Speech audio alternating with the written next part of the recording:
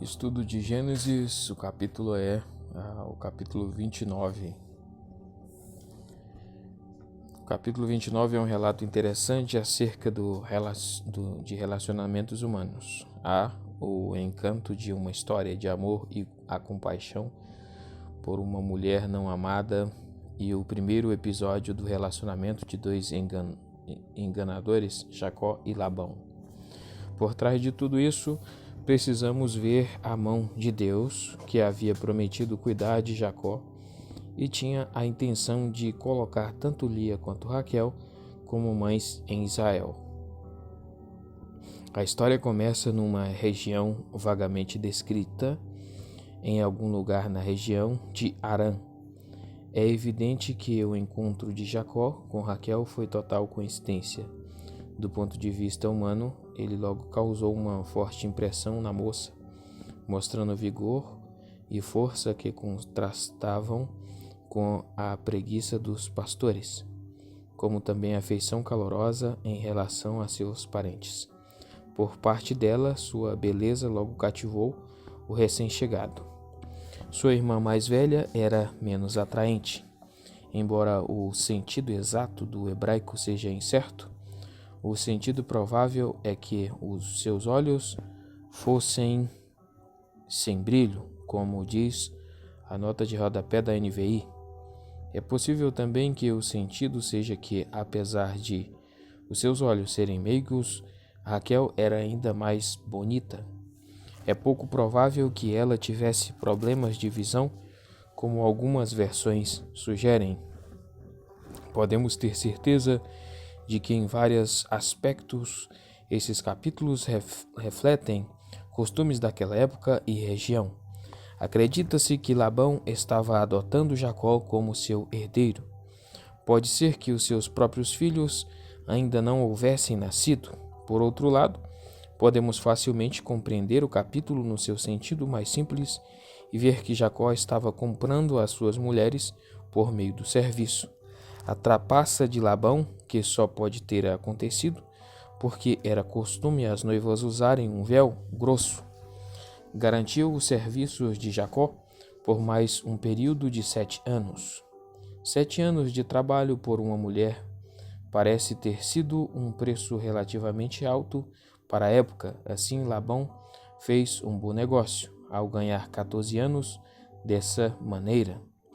Observe que somente uma semana separou os dois casamentos. Jacó prestou 7 anos de serviço por Raquel, depois do seu casamento com ela. Assim como Sara tivera Agar como serva, também Lia e Raquel tinham suas atendentes. As duas são mencionadas apenas incidentalmente, a fim de apresentar ao leitor as 4 mulheres que seriam as mães das tribos de Israel. Em época posterior, sem dúvida, em virtude de tensões como os que surgiram entre Lia e Raquel, a lei de LV 1818 proibia um homem de casar com 2 irmãs. Letra F. Os filhos de Jacó. O nascimento de 11 filhos e filhas de Jacó agora é contado em detalhes. Finalmente, a promessa de uma grande nação começa a ter o seu cumprimento.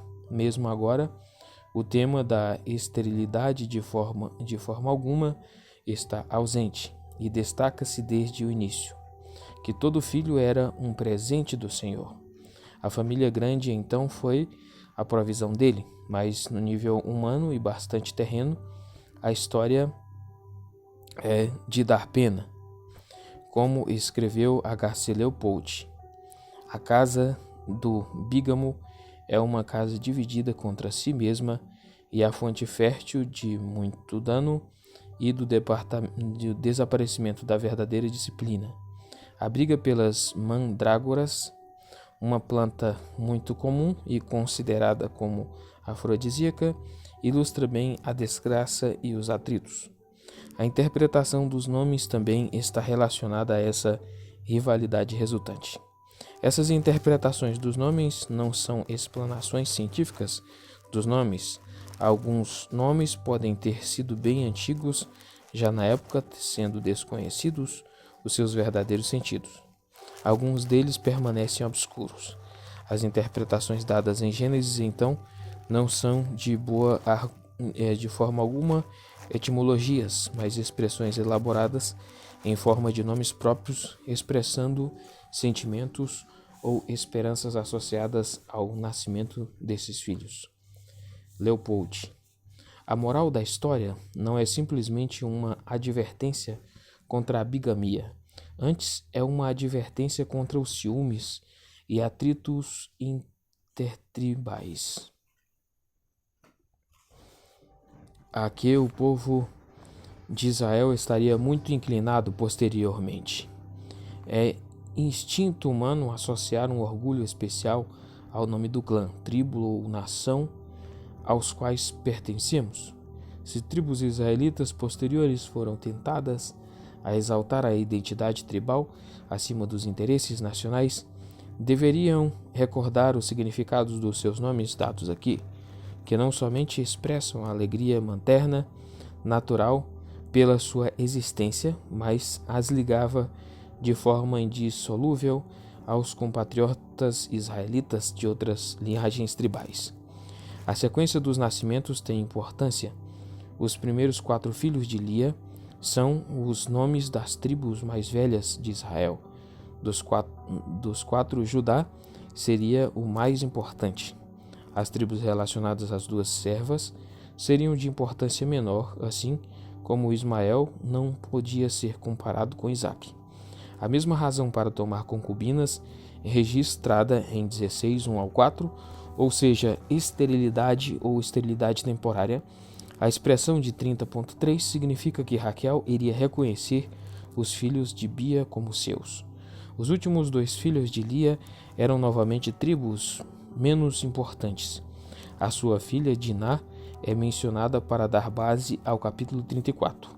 O último nascimento registrado não é, de forma alguma, o menos importante. O primeiro filho de Raquel, José, seria o mais poderoso de todos e o pai de Efraim e Manassés. Mas mesmo essa tribo não seria autossuficiente. Até o nome José já gerava a expectativa do nascimento de Benjamim. Letra G, a posteridade de Jacó. 30, do 25 ao 43. Começa agora o longo processo de Jacó se separar de Labão. Ele poderia ter partido imediatamente, pois os 7 anos de serviço para adquirir o direito sobre Raquel provavelmente já haviam sido cumpridos.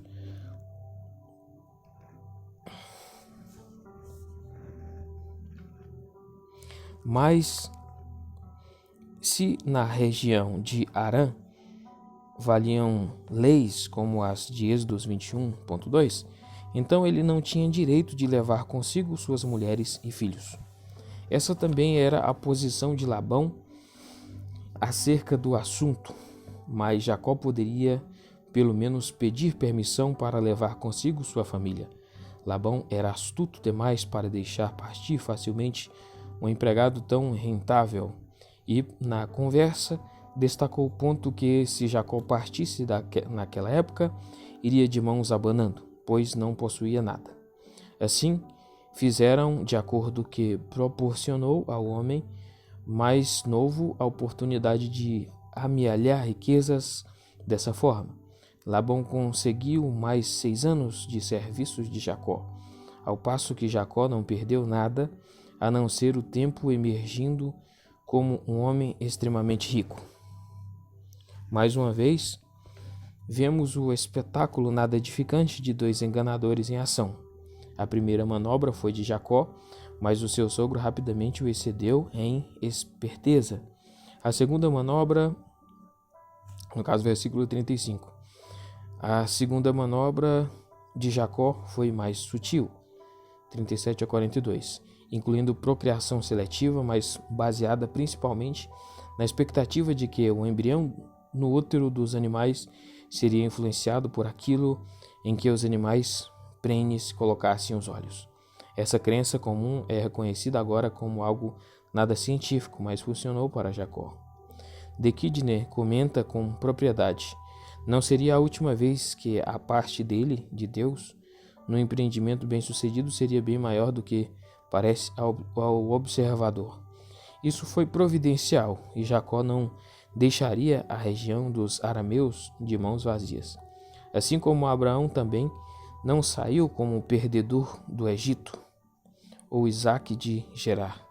Mas mesmo assim, ele ainda teve o problema de voltar em segurança para a terra prometida com a sua família e os recém-adquiridos rebanhos e manadas. Aí aqui termina o capítulo 29 e 30, que foi analisado junto, né? O 29 junto com o 30.